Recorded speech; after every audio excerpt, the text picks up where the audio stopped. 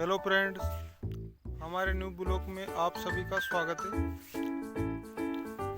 आप भी गांव में पैसा इन्वेस्ट कीजिए और यहाँ पर मार्केट से आकर ज़मीन खरीदिए। तो हमारे गांव में जैसे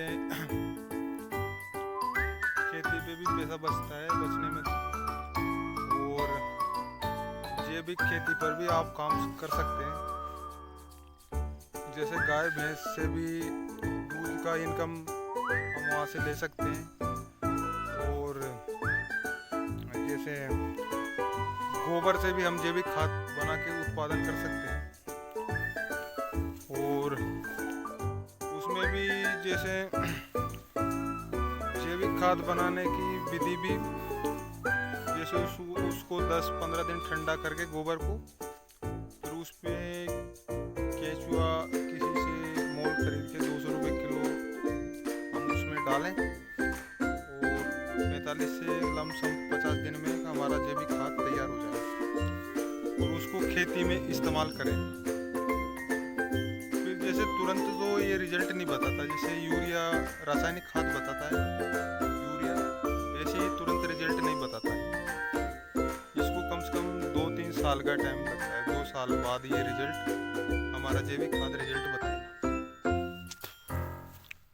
तो आप भी गांव में पैसा इन्वेस्ट कीजिए, मार्केट से आकर गांव में जैविक खेती पर काम कीजिए। और हम भी गांव वाले लोग भी बहुत से ध्यान नहीं दे रहे, अभी क्या है रासायनिक खाद का उपयोग कर रहे हैं।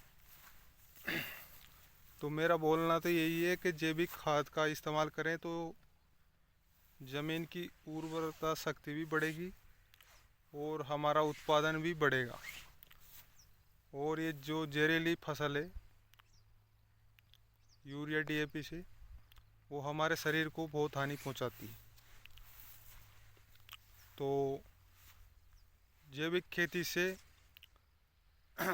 आप लाखों का मुनाफा पा सकते हैं।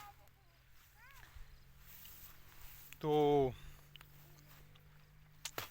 हमारे चैनल को लाइक और सब्सक्राइब करें और खेती पर पैसा आप खर्च कर सकते हैं तो उससे ज़्यादा मुनाफा दे के ही आपको वो मिलेगा।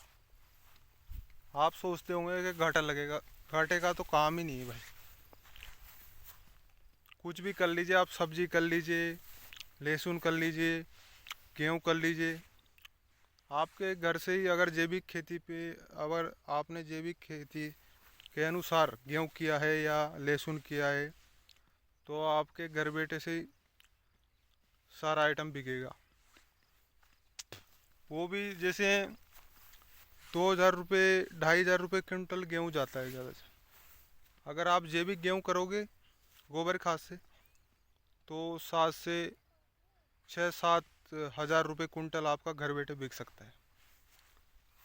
और सब्जी भी लगाना चाहो आप तो 1-1.5 बीघा में भी बहुत मुनाफा है। तो जैविक सब्जी लगाएं तो जिसमें यूरिया डीएपी का कोई काम नहीं, तो वो सब्जी भी आपके घर बैठे से क्या ऑर्डर पे भी बिक सकती है। तो मैं तो मजदूरी के काम करता हूँ, आपको एक सलाह बताई मैंने। अभी थोड़ा बहुत ज़मीन कर रहा हूँ, आगे जैविक खेती पे मेरे को काम करना है, यही मेरा फोकस है। जय श्री राम सभी को।